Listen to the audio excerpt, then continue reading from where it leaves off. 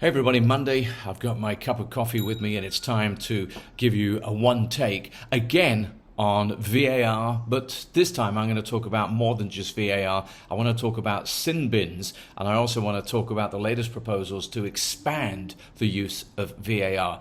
And I'll tell you, right now, I'm against both of them.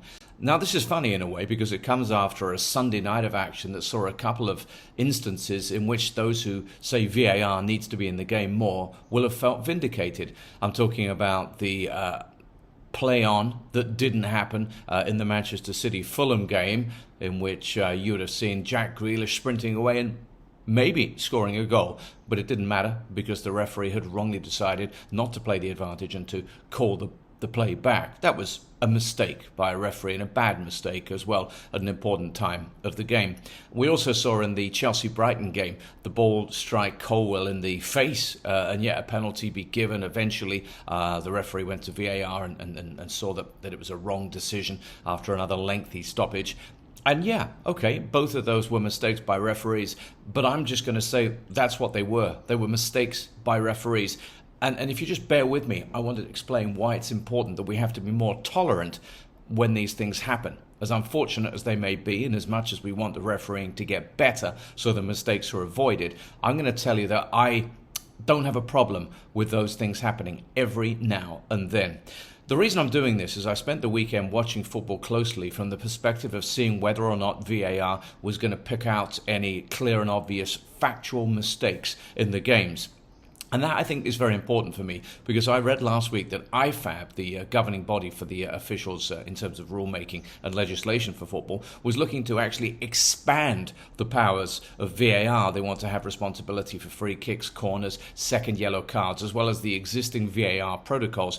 I'm hugely against this. I really don't think, and I said this a few weeks ago, that football is suited to VAR. It doesn't have the natural breaks in the game. It's a game of context. It's a game of flow, and if you start breaking it up and isolating angles and freeze framing, you get yourself into an absolute mess, and that's where we are right now.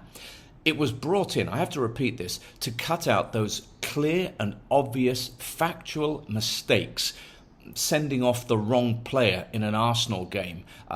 If there hadn't been goal line technology, that goal against England in the World Cup in Brazil, the Frank Lampard one, just clearing up things like that. Just straightforward errors that were made that could easily be spotted, and errors which I think, as Ange Postecoglou might have said in a press conference last week, the entire room agreed was an error. Not the majority of the room. The entire room looked at something and said, yeah, that's a mistake and we need to just sort that out. Because I've got to a situation now where I think sin bins came up last week and suddenly people are talking about sin bins. It's a nonsense to think that a sin bin is going to work in football. Again, football, unlike rugby in particular, is a game that has a flow to it that would be hugely disrupted by this one. But more importantly, the whole concept of the sin bin, which is meant to be for something somewhere between a yellow card and a red card, is leaving it up to individual referees' interpretations. And what we see happening more and more is that if you allow that to happen, you get into all kinds of trouble because interpretations of the rules, which themselves are not particularly well written at times, varies. So I don't think sin bins would be a great idea at all. I think what you can do if you're worried about dissent is you could be very, very trigger happy with the yellow cards. If the rule is that no one other than the captain of a team can speak to a referee and somebody infringes, just show me a yellow card. Then they're walking the tightrope for the rest of the match. And if they get sent off, so be it. They've breached the rules. So there you go. I don't have a problem with that. But I think with everything else, that if you leave it up to interpretation, that is an issue. The reason I don't have a problem with this is that nobody wants to see glaring mistakes made. But if you take the City one, for example, they hadn't scored a goal, right? There was an opportunity with Grealish through to maybe do so. He could have been cynically fouled, he might have missed the opportunity. We don't know, and we never know with things like that, because that's the way we used to watch our football. We used to say, oh, goodness me, these things might even out over a season. Now, I don't particularly like that. I just think that maybe you might miss out on a league title because you are the victim of bad refereeing once or twice, and that is unfortunately something you just have to suck up, because we did in those days.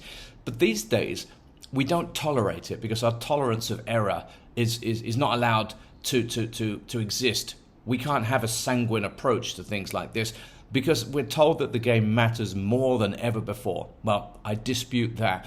I don't think football matters any more or less than it ever did. But what has happened is with the rise of technology via television in particular, we are able to scrutinize and highlight and go on and on about mistakes. No, I think the way it always used to work was that you'd hope that the refereeing was of a sufficiently professional standard to get most of the decisions right.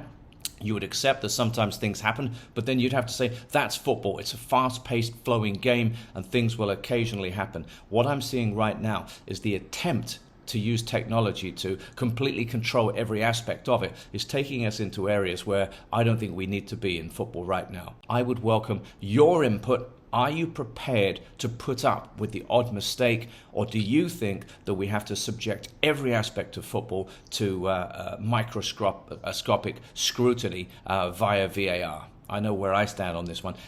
Make sure you like, you share, and you subscribe to this as I occasionally pop up with things like this. Thanks.